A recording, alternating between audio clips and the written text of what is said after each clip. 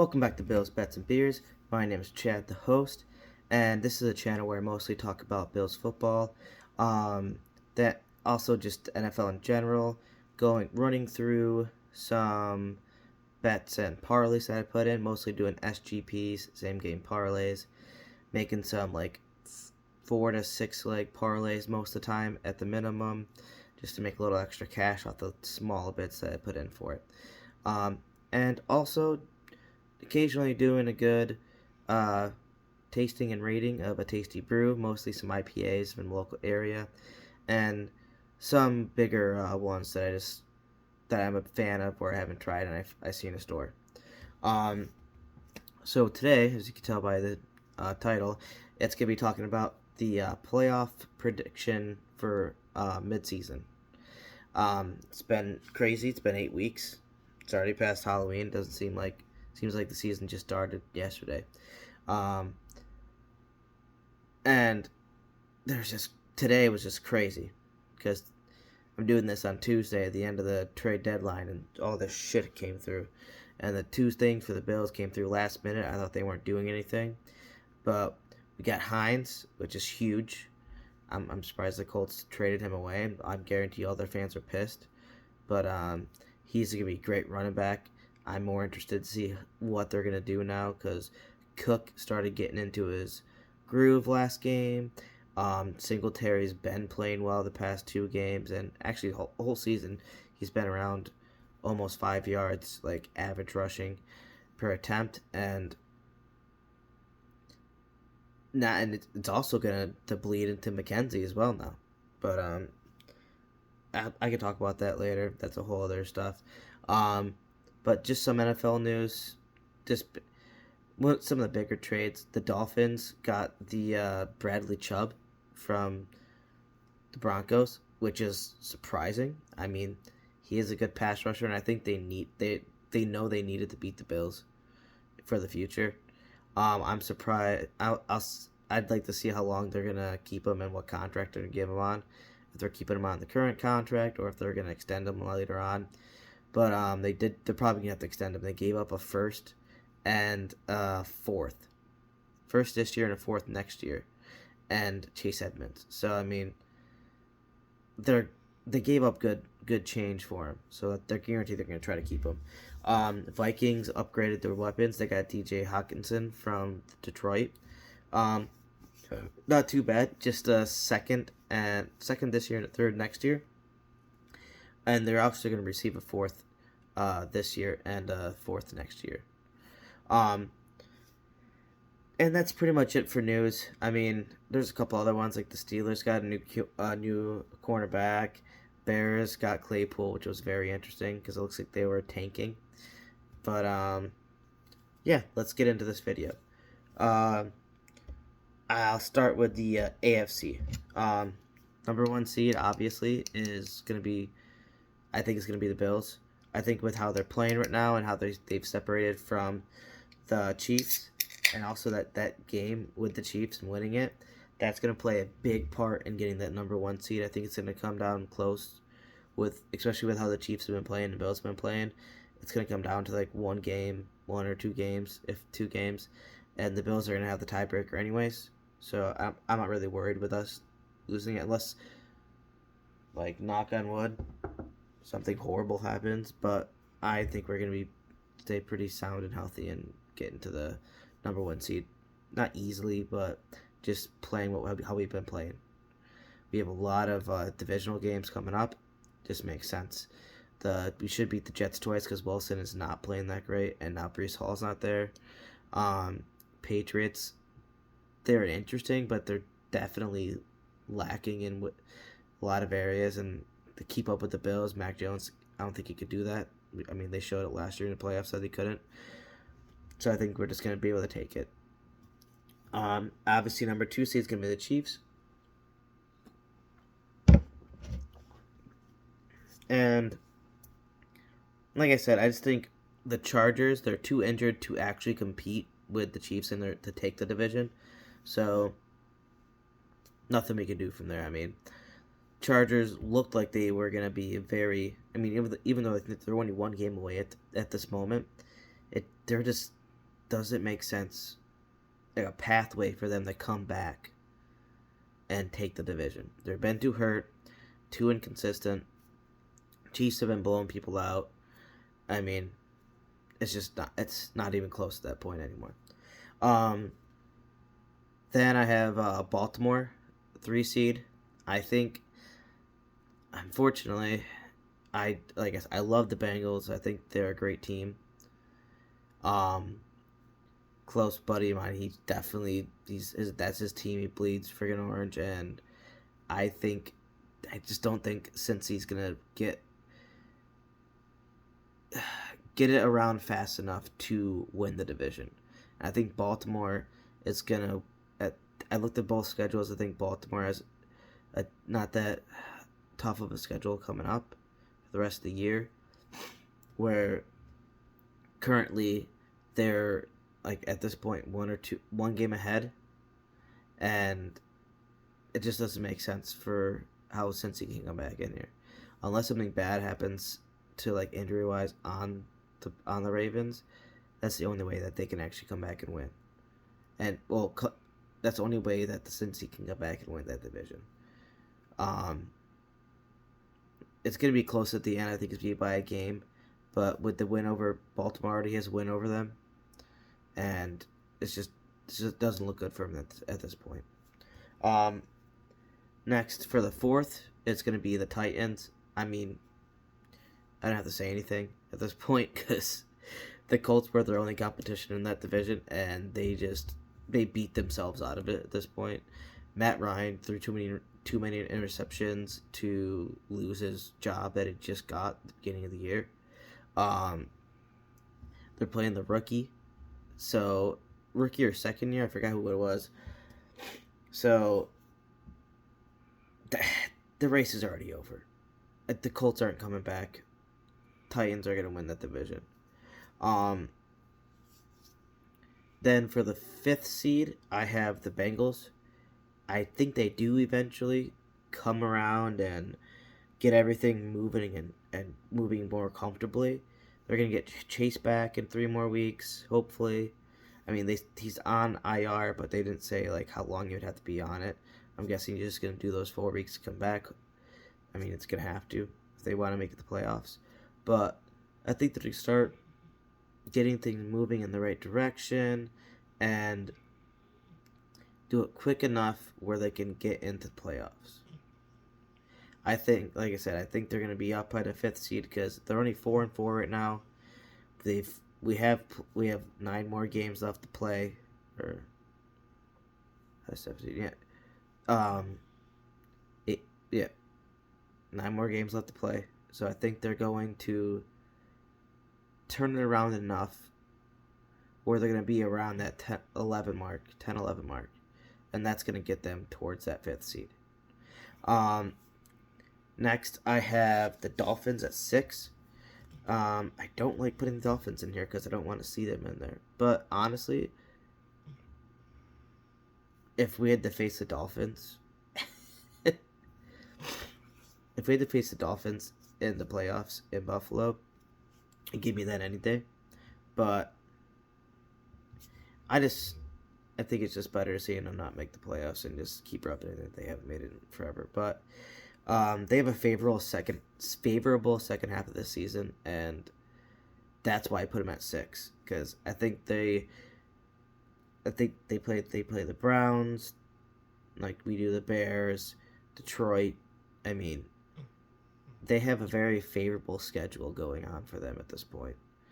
Yeah, they have a couple other tough ones, but with how the Packers are playing and a couple other teams are playing, it's hard to see them not winning at least 4 or 5 out of there. And right now I believe they're 5-3. So being at 5-3, you only have to win another 5, 6 games tops to get in. I think it's just gonna take 5. So with how the rest of the AFC's been going, it's weird. For the 7th seed, this was very difficult. It was hard to determine who was going to be in it. Personally, for me, I would have loved to put the Jets just to have like 3 AFC teams coming into it, AFC East teams coming in. But personally, I just don't see the Jets doing it with Brees Hall maybe back there.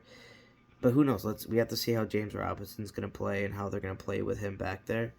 But Brees Hall was just a beast, and once he got hurt, their offense died. Wilson's not playing up to par like people thought he would make that jump. And their schedule is not that favorable. I mean, they have Bills this week, then the Pats again, and then I think a week or so after that the Dolphins. And they have to play the Dolphins twice. It's just no Dolphins one more time, and then the Bills shortly right after that. So they have a lot like us. It's like a lot of compacted like divisional games all there, and then on top of all the other games they have to get done that aren't going to be that easy on them. So I just don't see it going their way. I think they're going to be very close, probably one game out from getting to the playoffs, and they're going to be happy with that. But I think I see the Chargers taking the 7th seed. I think they win just enough to edge out the Jets, just by a game. I think the Chargers can get past their woes of injuries and eventually get going and just win just enough games to get in. Because if it's not the Chargers and it's not the Jets, I mean, maybe the Browns. But even the Browns, it's hard to see them coming up and doing that as well. So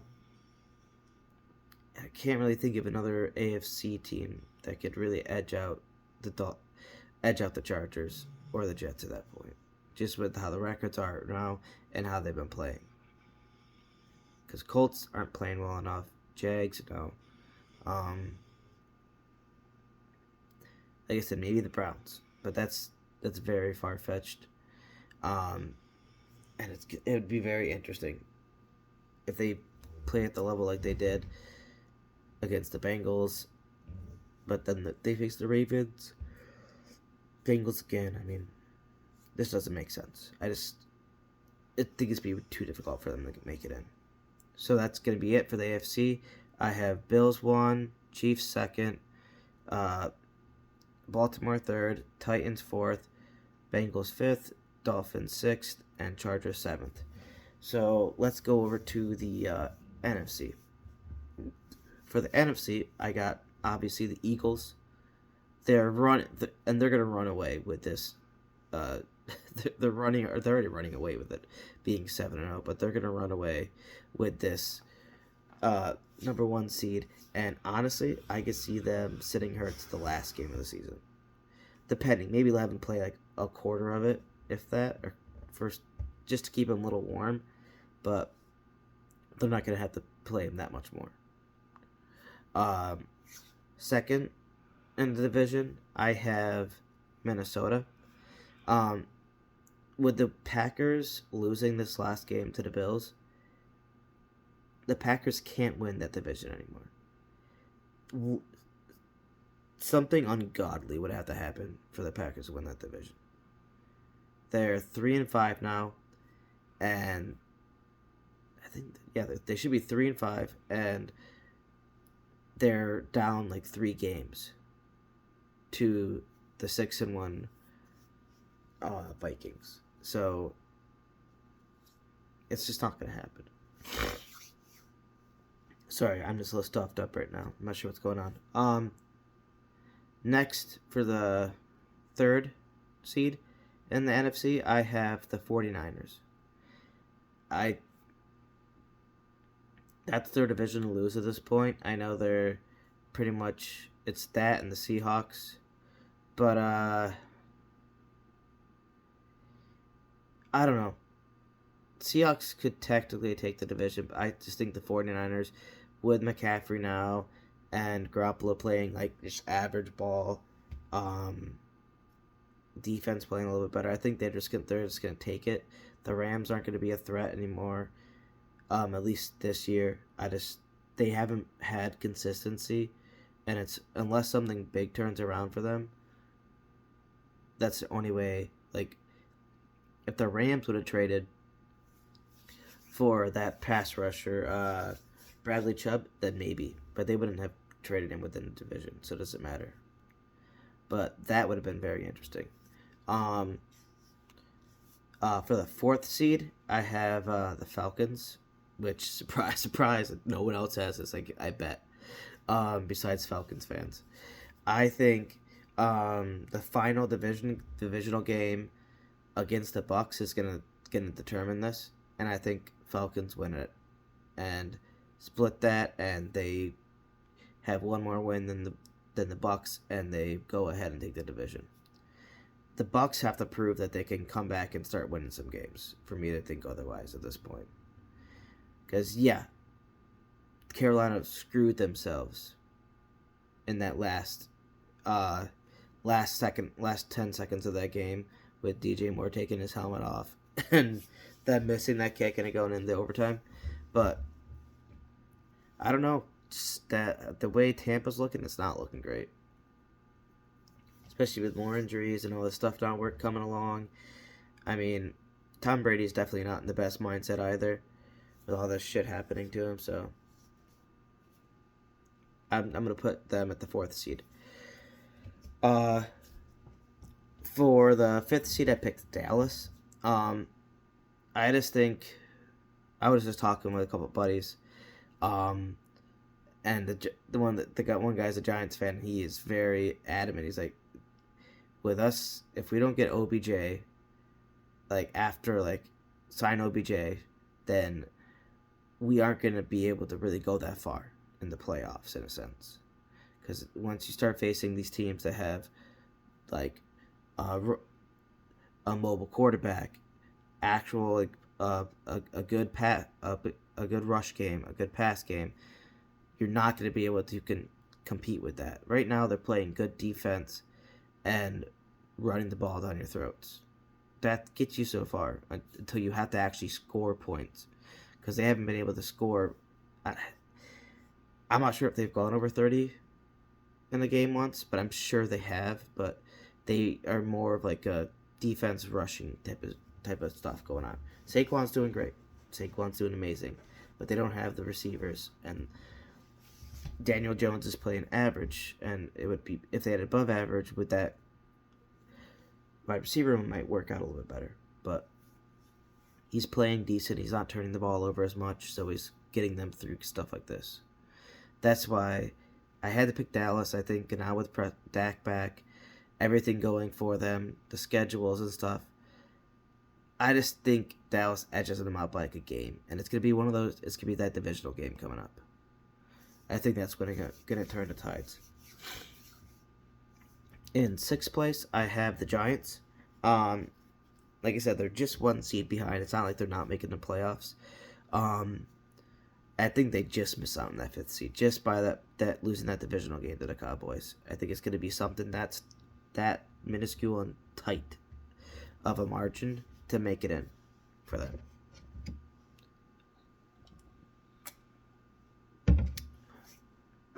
Okay, so this 7th seed, this was very difficult to pick because there are so many good teams left in the NFC that I haven't mentioned. You have the Packers, you have the Rams, you have Tampa Bay, and now the Seahawks. I mean, they're playing good ball. They have a good offense. Their defense is coming back up. They're not letting people score, but still being there enough to stop them so they can win. And their run game's been good as well. Like they have the factors, and Geno Smith is somehow playing out of his mind. So this whole thing is interesting. I would love to say the Seahawks to take this spot. It's just tough to say it because I've looked at what everyone's at. I've done a decent amount of research into this earlier and just checking out everyone's schedules and everything like that, I think it's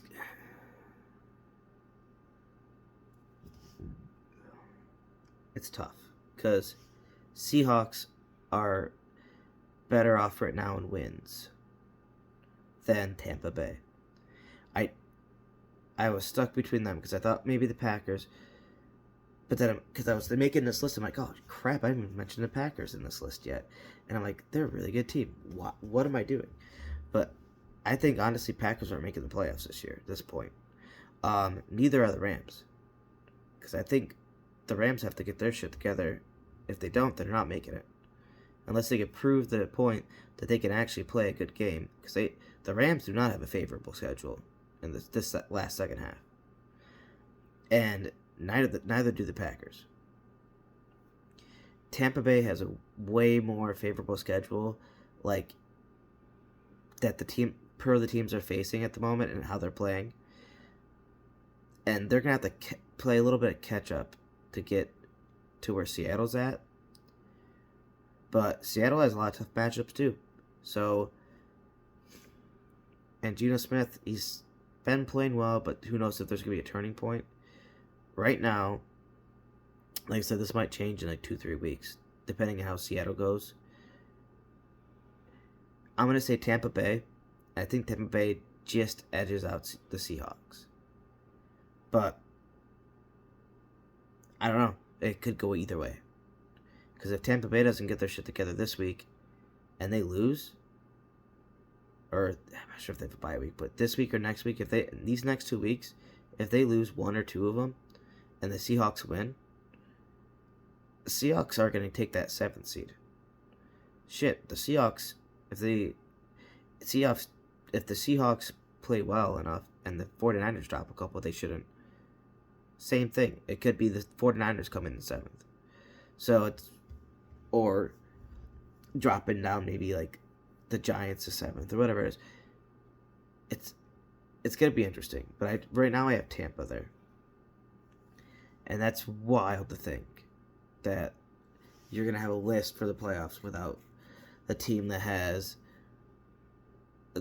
was Super Bowl champs, and they still have Cooper Kupp and a lot of the people they had ever before. They just lost Von Miller and a couple, and OBJ and a few other pieces. I can't remember too much, but they added pieces as well.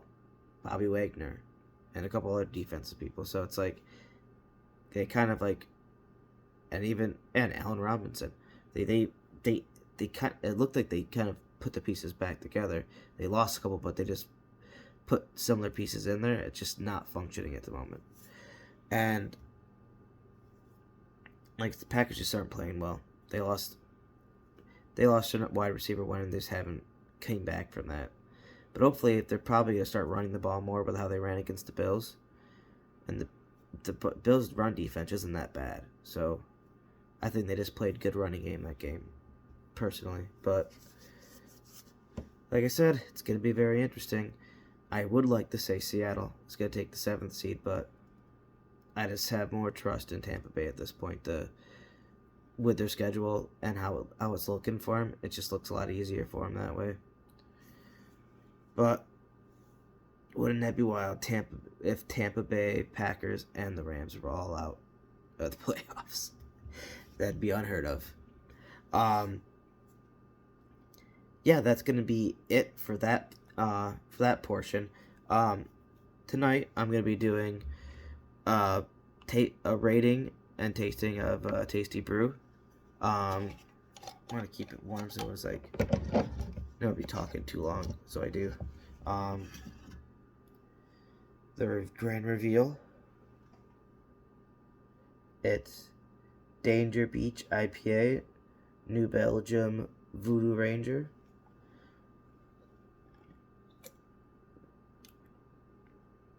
I had one of these yesterday. I was talking to my wife and I was like,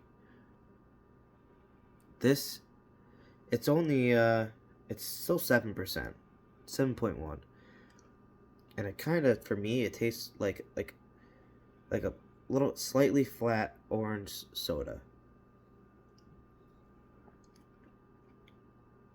Like like orange juice mix. Like it doesn't taste like,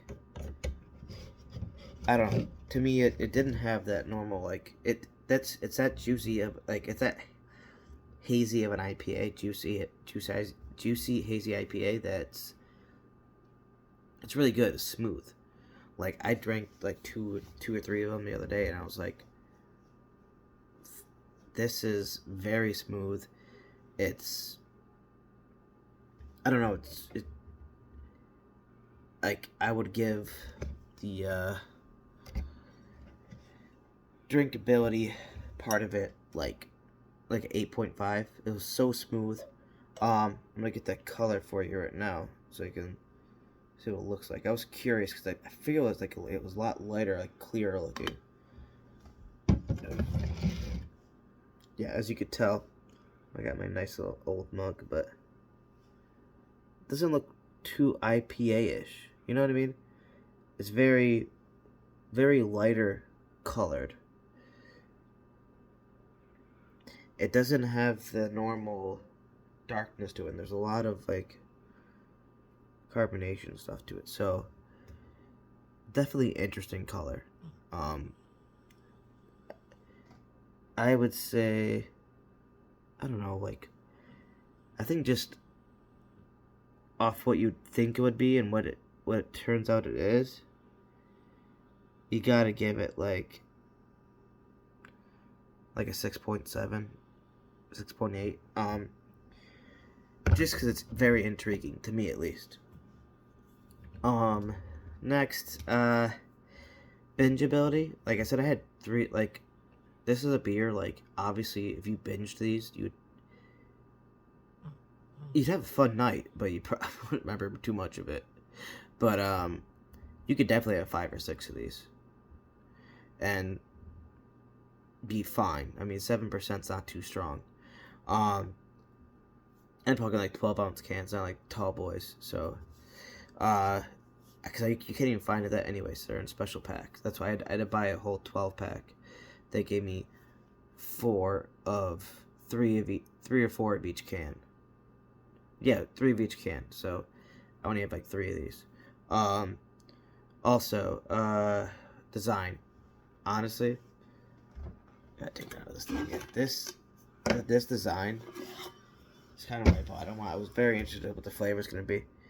Just Danger Beach IPA. I mean, look at the design of this can, man. I don't know. That shit just looked awesome to me. And that's what kind of pulled me to the Voodoo Ranger initially. Just like how they had the skeleton and it made it look fun and interesting. And I don't know. Just makes it look more of like this IPA looks very like, it's not going to be like super like strong, super all this stuff, more of like a enjoyable beer. So I get that design like a 9 just because it's very interesting and like just how they lay it out and everything. And I like the play on Danger Beach IPA. I mean, they have one called Hop Ranger, and it looks like Indiana Jones going over something. So I'm more curious of like how close they could get to being like, hey, you can't use that, or they have to ask for permission. But that's not my worries right there. And yeah, so that's gonna be. I'll go through my quick predictions. I mean, my quick previews for the next coming up videos. I'm going to be doing a Thursday night parlay, explaining everything and going through it. Just kind of getting everything on there, figuring out what's what bets would be best. I'll probably change it up how I've been doing my videos. I'll run through my parlay, and then I'll also pick a couple other favorable ones that I didn't touch. Just because like there's only so much you could put on a parlay and make it reasonable. So say like what other ones could be very well if the game goes this way or game goes this way, and it's really however you in your mind think the game's gonna go that'll help you out. And also gonna be doing a video for the Bills versus Jets preview slash prediction slash parlay for that game. I always like to do a parlay for the Bills, even though I don't like betting with the like. I used to not like betting for the on the Bills back in the day because it seemed like whenever you bet for them or against them, it went the opposite way. It didn't matter. Now everything's a lot nicer in the Bills fandom, so you can do what you want. um, and also doing like a Sunday night and just Sunday football games in general parlays. Just going through what I picked. I might pick another choose all games and see how good I do. I did I went 9-6 out of 15 games last week, and that's because Bengals lost, Raiders, a couple other ones that I picked the Giants +3, a couple other ones that just didn't pan out for me in the long haul, but definitely very interesting. Even that Bills game, I picked the Bills +10.5. No, I don't. No, in that one I just picked Bills money line and a couple other ones, but it's just that Bears game screwed me too. So definitely was interesting. But I was only in that Monday Night Football game. I was one off on my parlay. All I needed was Mixon to score, and I almost put Boyd I almost put Boyd on there or Higgins because they were down Jamar, but I'm like, well, Mixon's gonna get in. Nope, he got all the catches I wanted him to get, and like I said, if you're ever doing a bet with the Bengals in there, grab their tight end on the over for receptions. If it's 3 or 3.5, grab that, because he got 4 that game, and it may not seem you got it by 0.5. Yeah, I had no worries that he wasn't going to get his targets, because he has been becoming a more favorite target for him for hit, like when they have to pass for the quarterback to get. So I'm definitely gonna like him in future bets. But yeah, I mean, it wasn't gonna win me much, like maybe $1 equals 40 something bucks. But the thing is, that's still plus times 40. So if I put actual money on it, like $5, that's $200 off 5. Or you drop 10, like you're winning $400 off $10. So the odds are really high in that aspect. But I only put like $1 on. I could have won $40. So it's like, that's why if you're interested in all this stuff, you don't know much about betting, follow me. I can at least explain like how the same game parlay works, like what odds are good to go for, what are not. I mean, what might get you more boosts and stuff like that in your parlays. I might do a video just breaking all that stuff down, because I love doing player props. Player props are the best. You could do receptions, rushing attempts. It all depends on the game too. Rushing attempts, rushing yards, passing attempts, passing completions. I mean, passing touchdowns. I mean, there's a whole slew of that stuff going on. But yeah, to the sponsors point, I'd like to thank my sponsor, Crochet with Alicia.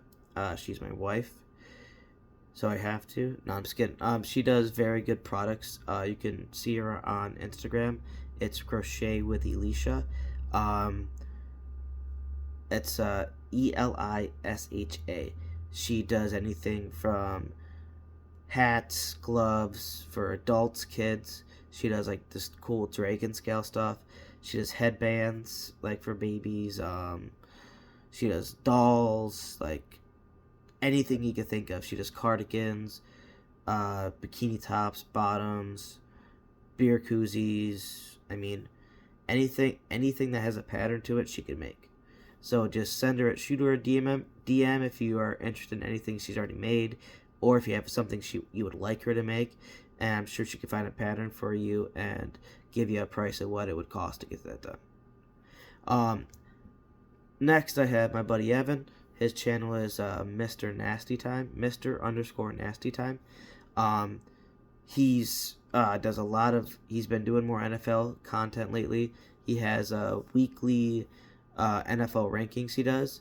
He ranks every single team in the NFL 32-1, and he talks a couple minutes per each team he puts on there.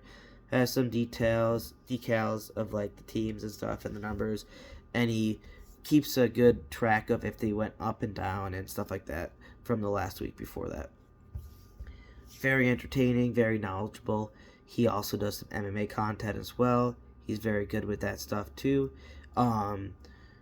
He's been doing fighting for like a good like over half his life at this point, and like actual like MMA training and stuff like that. And he also has been watching it for more than that. So he has the knowledge of like what the fighters' techniques are, what they like to do, what they're great at, what they're not great at, what they're working on, stuff like that. He knows pretty much everything you can about that type of stuff. He's won a pretty big parlay in that, and he put a video out like 2 weeks ago about that. He usually does it on the bigger cards that have a little bit more known people, so it's a little bit easier to actually hit. And he also does his gaming streaming on there now. He was doing it through Twitch, and now it's all through YouTube. So he's been doing a lot of Modern Warfare 2 content since that just came out. He plays a lot of RPGs and MMOs and stuff like that. So just watch him, and you'll love the content. He's always funny. He always has people on there he's playing with, and the commentary is always not always the how do I say this? It's not like kid friendly, but it's very adult humor friendly. So if you're a fan of that and you're bored and you want to watch someone play some games and talk some shit, definitely go watch the channel. That'll be it for this channel. But if you like the content, like and subscribe. And if you want to see this ugly mug again, just definitely subscribe so you can make sure you get some alerts for it. I'll be posting like 4 or 5 videos a week, or try to keep on with that. But have a good night or day or evening, wherever you're at and what time when you watch this video. But as always, go Bills, and we're out.